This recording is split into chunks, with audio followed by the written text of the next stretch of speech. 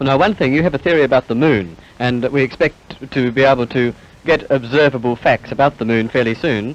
What is your theory? Well, it is by now rather more than a theory.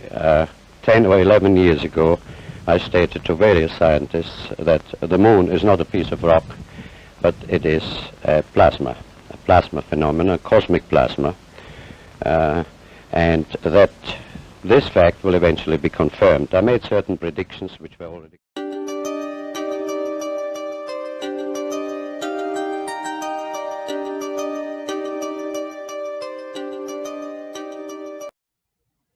One of my developing theories is the hybrid flat Earth theory, in which the Earth is not exactly flat, but by some near cataclysm, the Earth, which once was flat, is now arced or bent, and it spins in an asymmetric way. When I first looked at the flat Earth theory, I thought it was amusing and a little out there. But as I looked at it at a deeper level, I realized a lot of it had some real merit. Some of the ideas conformed with classical physics, and indeed had a more realistic picture to view the Earth from the North Pole downward. And this advantage point, you can see how ancient mariners were able to circumnavigate the continents. Russia is just around the corner from Alaska. Greenland is just around the corner from England.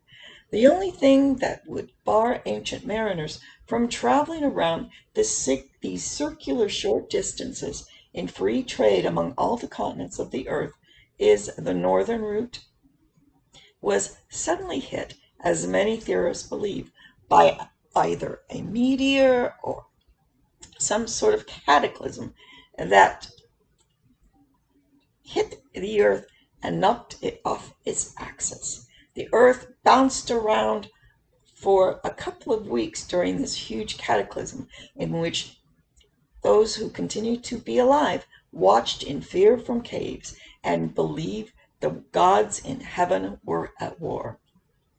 When the Earth finally settled down and resided into its new axis, it had moved from a perpendicular right angle to a 45-degree bent angle. And there are many myths which incorporate this particular cataclysm. And one of the most interesting is the Passover, in which the gods had decided that they were struggling on which way the Earth should be tilted, and they couldn't decide. They wanted it at a straight angle. Another god wanted it at a horizontal angle, and so the gods decided to compromise, and they put it at 45-degree pie-shaped angle.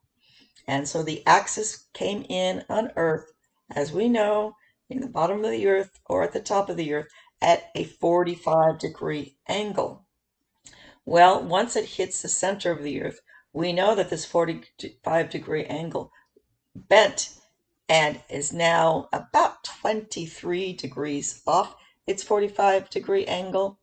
And if we want to look at the Neptunian age, we're going to see that in Neptune faces or is directed to the center of the universe, and that is where the original Earth's axis resided. Well, when it was bumped from the axis of Draco into Polaris, probably in a huge cataclysm, huge glaciers came down upon the North Pole, and it covered over in ice, and it blocked these ancient routes through the north to the continents. Therefore, North America was separated from Europe for a couple of 100 years, until finally Columbus came over, we believe, into and ended up in the Caribbean. Strange place to be. Strange place. So based on classical physics, I decided, as part of my hybrid flat Earth theory, that the sun and the moon were not objects in the classical sense, such as the moon being a rock, but the sun and the moon are plasma balls.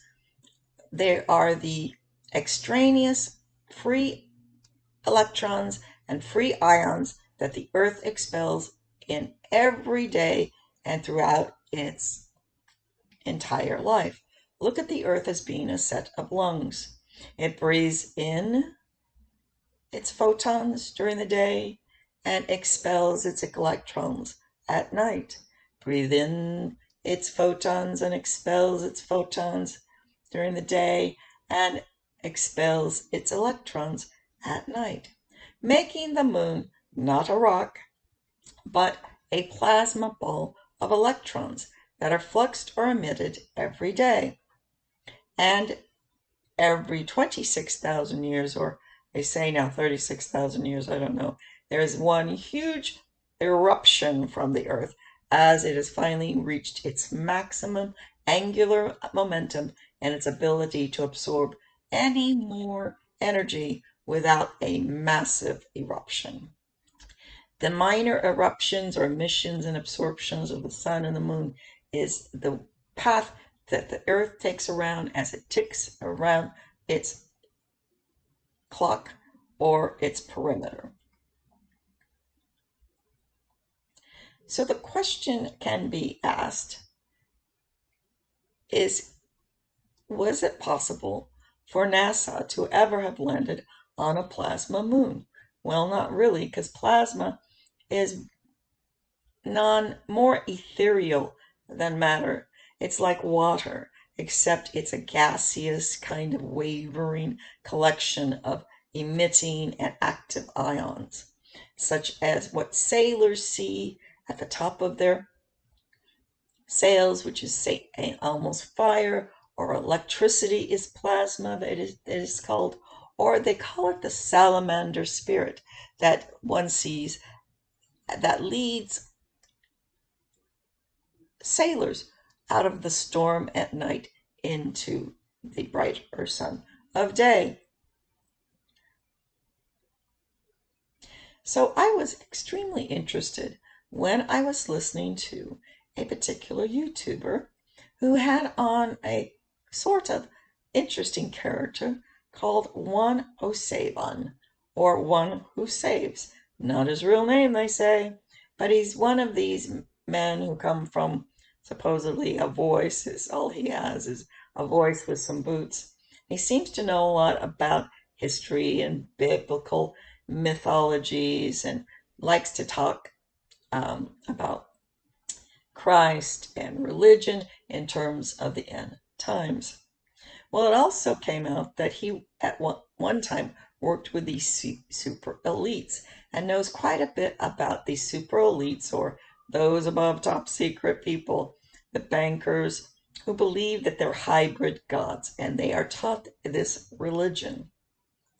And part of the religion, 107 says, is this belief that the moon is not a planet, but an artificial spacecraft in which they must reach or somehow gain enough knowledge to finally land and then regain union with their space brothers that live on the moon. And they receive these secret messages from the moon also. These elites also believe that they are hybrid gods or transhumans. In other words, when they fell to earth, as we know in the Bible, when these gods fell to earth, they had sex with female humans and they became half god, half human, or what the elites now call transhuman. They're not the same species as man or Adam. They are transhuman. And 107 says they also believe they have not a double helix, but a third strand of DNA. And this third strand only emerges under a microscope during certain atmospheric pressures that are happening depending on the Earth and its interaction with the stars. And he said that he was able to determine this third strand of DNA, which under a microscope looked like a nanoparticle or a nano fragment or a nano thread of some sort, some kind of metallic nano particle, which could wave around and almost had its own will. So these nanofiber or these nanometallic fibers, which they call Morgellons also, I think they've been spraying them in the atmosphere for years. And these are probably made of the aluminum, strontium, and other metallic fibers that they have been spraying upon us. And these nanofibers have been invading our skin and our cells. This latest push for the shots that are going on, the pharmaceutical interest in getting everybody inoculated, is the fact it is believed there is a desperateness that is not happening fast enough. They thought they could spray us and turn us into these robotic, fibrous, half robotic, half humans, but it wasn't happening fast enough. Humans have an unique ability to flush out toxins. And so these fibers, which were supposed to have stuck within the body, seem to be being flushed out. Hence also their desire to have multiple inoculations or annual boosters in order to maintain the nanofibers within the cell walls to turn us into huge receivers. So Anna Saban says they're attempting to download our consciousness or their own consciousness eventually into machines. And their goal is to become transhuman or married to machines so they can live forever. And I suppose eventually go into space and be reunited with their space robotic brothers and sisters.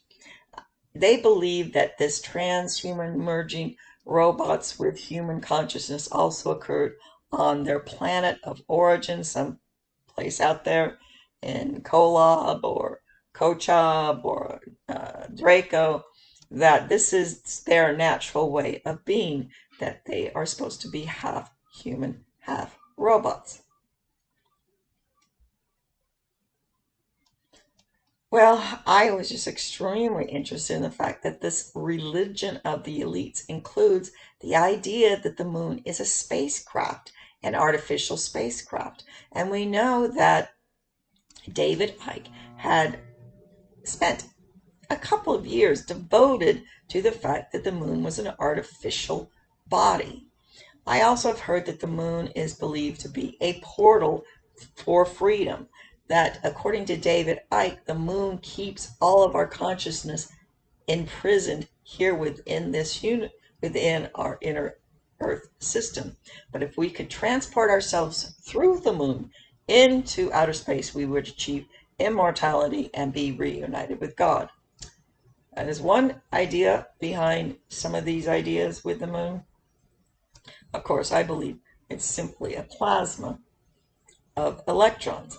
But that makes the moon even more interesting than just a rock, because if it's just these free coalescence of electrons, the moon can be seen as a computer, having absorbed every idea, every event that occurred on Earth. It has absorbed throughout its ages. Therefore, it is theoretically possible that if we were able to invent technology, we could harness the information that is being stored like a hard drive on the moon and finally discover everything that happened on Earth. We know that our history is being completely rewritten on a daily basis. But guess what? According to the moon as a receiver, or they call it the Akashic Record, all of truth and all of our history can be retrieved, is being stored and can be retrieved from the electrons or the hard drive of the moon. Now, let's take the theory of whether or not consciousness can be downloaded into matter such as silicon And we know that silicon has a certain density, inertial mass. It's got a polarity to it.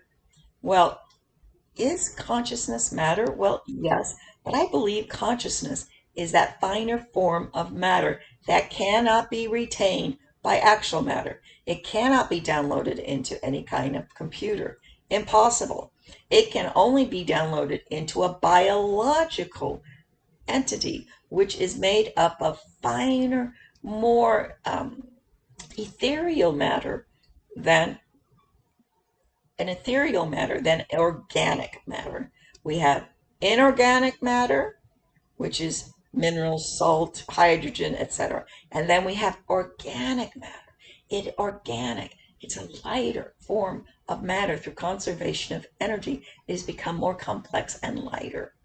Therefore, can you download electrical impulses, which they believe is consciousness, but that's an electrical impulse or a bio impulse or a bioelectrical impulse is simply the inertial flux of the interaction of the spine consciousness with biology. It is not the consciousness. The consciousness is much finer and cannot be trapped in anything called matter, because what will matter? A matter cannot contain it. It's like the WIMPs. WIMPs are particles that are non-interacting, have no inertial mass. In fact, a WIMP, but they're particles that do not interact with matter. A WIMP can go all the way through the Earth and never touch any interior atomic structure of the Earth. The Earth doesn't even know it exists. This is what consciousness is.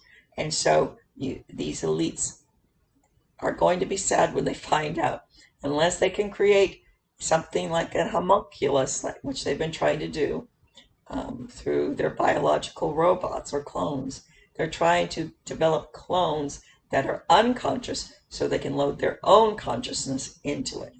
And perhaps this is why we are being farmed, where they're trying to turn our consciousness outside of our bodies and then use our bodies to download their consciousness into. That's not such a crazy idea, because I do believe they do know they can never download their consciousness into a computer drive, but they will be able, they think, to download their consciousness into a biological clone, biological robot, which they're hoping to do.